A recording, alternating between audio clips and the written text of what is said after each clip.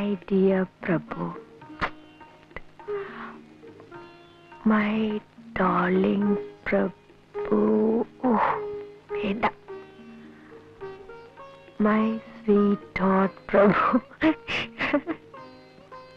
അമ്മ വീട്ടിൽ കൊണ്ടുവന്നിട്ടിരിക്കുകയാണ്. കിളികളെയും മറ്റും കൂട്ടിലിട്ടടക്കില്ലേ, അതുപോലെ.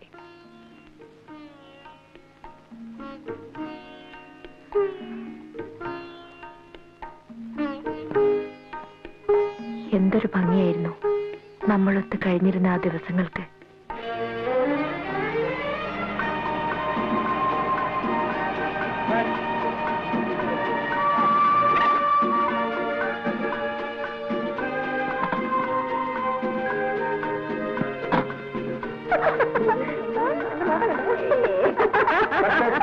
കഷ്ടം തന്നെ. എന്തായി കുട്ടികൾക്ക്? അവര് പിന്നെ എന്ത് ചെയ്യണം? ഓടിച്ചൊന്ന് മാലയിടണോ? നിനക്കതിൽ ഹീറോ ആയിരിക്കും എന്ന് പറഞ്ഞ് ഇങ്ങനെ അങ്ങ് പേടിക്കാൻ തുടങ്ങിയാൽ അത് കുറച്ച് കടുപ്പം തന്നെയാ. ഒരാൾ സിസ്റ്ററിനെ കാണാൻ ഹോസ്റ്റലിൽ വന്നാൽ ഇങ്ങനെയാണോ പെരുമാറേണ്ടത്? അങ്ങനെ അങ്ങ് ആളെ പിടിച്ച് നിന്ന ആളാണോ? ഞാനൊന്ന് നോക്കട്ടെ. കല്യാണി, കല്യാണി,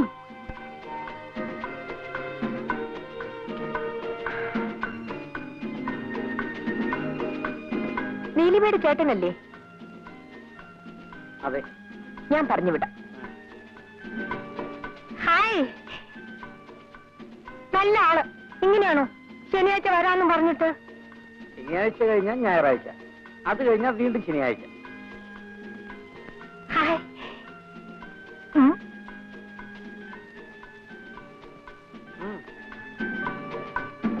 താങ്ക്സ്.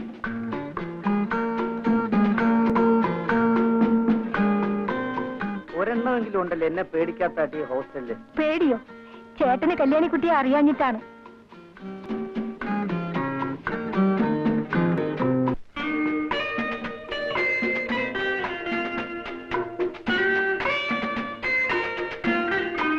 ഇവരൊക്കെ ആരാ? ഹിപ്പികളാണെന്ന് തോന്നുന്നു.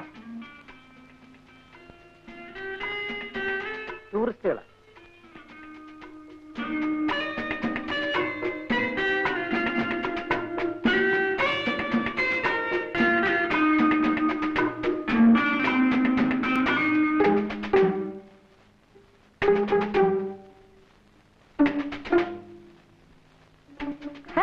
ഇതെല്ലാം ചില പഴയ ടെക്നിക്കുകളാ. ദേ, നാടൊട്ട് ചീത്തപ്പേരുള്ള ആളാ. പറഞ്ഞില്ലെന്ന് വേണ്ട, ഞാൻ വളരെ കെയർഫുൾ ആയിരിക്കും. ഒരു വാക്കിലോ പ്രവൃത്തിയിലോ എന്തെങ്കിലും തെറ്റ് കണ്ടാൽ ആ നിമിഷം ഞാൻ കട്ട് ചെയ്യും. വിളിച്ചിട്ടും കിട്ടുന്നില്ല. വെറുതെ ഫോൺ അടിച്ചുകൊണ്ടേയിരിക്കുന്നു. നീ പോയി ഒന്നുകൂടെ ട്രൈ ചെയ്യും. അങ്ങനെ ഇപ്പൊ വേണ്ട.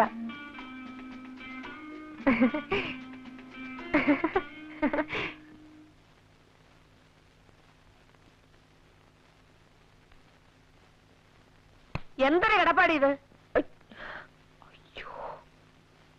എഴുന്നേറ്റ് മര്യാദയ്ക്ക് കിടക്ക്. അധിക പ്രസംഗം.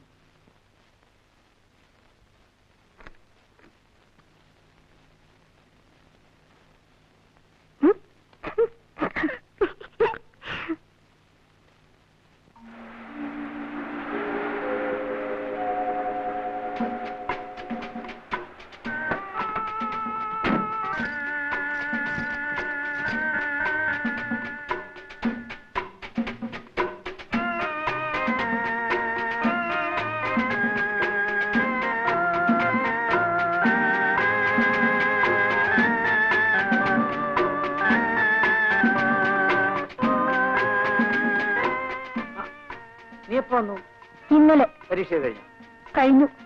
ഇതെല്ലാം തിരക്കാൻ ഇന്നെങ്കിലും ഒരാൾ എത്തിയല്ലോ. ധൃതി വെക്കണ്ട. നിന്റെ എല്ലാ കാര്യങ്ങളും നോക്കാൻ ഒരാളെ ഞാൻ ഉടനെ ഉണ്ടാക്കി തരാം. ചേട്ടാ,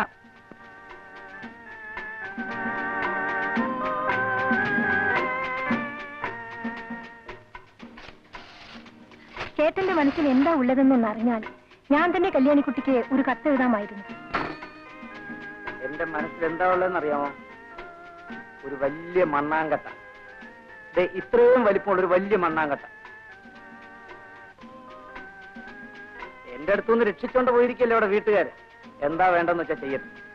കുറെ പെൺകുട്ടികളുടെ കൂടെയാണ് എനിക്ക് അടുത്ത വർഷവും അവിടെ താമസിക്കേണ്ടത്. എന്റെ പേരും പറഞ്ഞ് അങ്ങനെ ആരും അഭിമാനിക്കണ്ട. ആരും. തലപൊക്കി നടക്കാനെങ്കിലും ഒന്ന് സമ്മതിച്ചാൽ മതിയായിരുന്നു.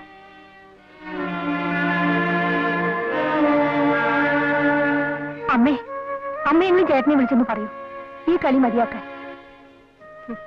ഞാനോ? മോള് ചെല്ല്.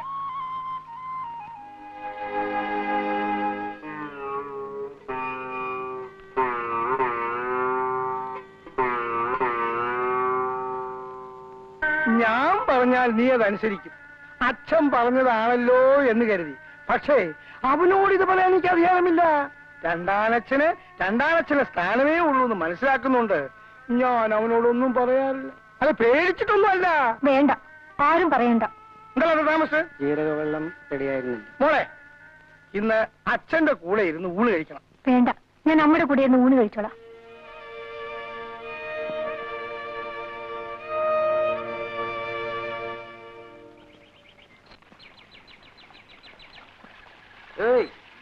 എല്ലാ പിള്ളേരും കോളേജിൽ പോകുന്ന പരീക്ഷ എഴുതാനാ. ഈ നാട്ടിൽ ചില പെൺപിള്ളേര് പരീക്ഷ എടുക്കുമ്പോ മുലക്കുത്തി അന്വേഷിക്കില്ല പണി. എടോ, തന്റെ ഒരു കാലേ പൊട്ടിയിട്ടുള്ളൂ, അടുത്ത കാലും കൂടി. അവരോടൊന്നും സംസാരിക്കാൻ നിൽക്കണ്ട, നമുക്ക്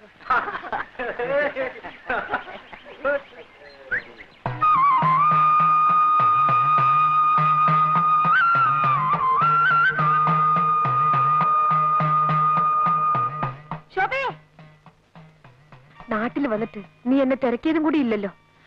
പരീക്ഷയ്ക്ക് എങ്ങനെ എഴുതിയിടോ? തിരക്കേടില്ല. ശോഭേ, വരൂ കുട്ടി, നിൽക്കാൻ നേരമില്ല. എന്നാ ഞാൻ വരട്ടെ.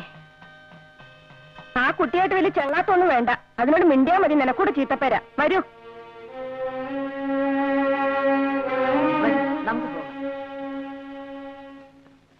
ഈ ലക്ഷ്മിയടത്തേക്ക് വേറെ പണിയൊന്നുമില്ലേ? ദിവസം ഇത് എന്നെ ജോലി. കാശിക്ക് പോകുമ്പോ സാധുക്കൊക്കെ കൊടുക്കാമല്ലോ. ഒരു 101 രൂപയെങ്കിലും ആയിട്ടാവട്ടെ. അതെ അതെ, എന്നും ഇങ്ങനെ കാശി രാമേശ്വരം എന്ന് പറഞ്ഞിരുന്നോളൂ. കല്യാണമൊക്കെ കഴിഞ്ഞ് സുഖമായിട്ട് ജീവിക്കുന്നതിന് പകരം. അതിനൊക്കെ ഒരു തലയിലെടുത്ത് വേണ്ടേ കുട്ടി? പിന്നെ ഇവിടെ ഇങ്ങനെ യാതൊരു അല്ലലുമില്ലാതെ കഴിയുന്നുണ്ടല്ലോ, അത് തന്നെ ഒരു വലിയ ഭാഗ്യം. നിനക്കറിയില്ല, തറവാട് ഭാഗം വെച്ചപ്പോ എനിക്ക് 16 വയസ്സാ. ഒരു വസ്തു അറിയില്ല. എല്ലാരും കിട്ടിയതും വാങ്ങി അവരവരുടെ വഴിക്ക് പോയി. ലക്ഷ്മിയടത്തേക്ക് മാത്രം ആരും ഉണ്ടായിരുന്നില്ല. അമ്മയില്ല, അച്ഛനുമില്ല. ഇനിയിപ്പോ അതൊക്കെ എന്തിനാ പറയണേ? നിന്റെ അമ്മയില്ലാന്ന് വെച്ചാ ഇന്ന് ഞാൻ ഉണ്ടാവായിരുന്നില്ല. ലക്ഷ്മിയടുത്തി കിടന്നുറങ്ങേ, എനിക്ക് ഉറക്കം വരുന്നു.